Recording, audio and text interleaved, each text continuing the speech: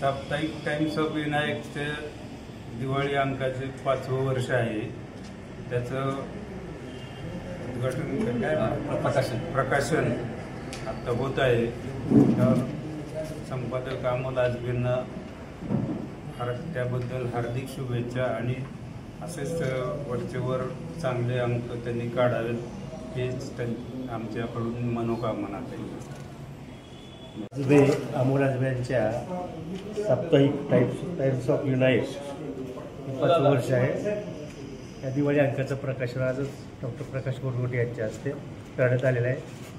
त्यांना पुढील कार्यवाहीसाठी पुढील कामासाठी त्यांना हार्दिक शुभेच्छा सर्वांच्या वतीनं त्यांना देण्यात आलेल्या आहेत.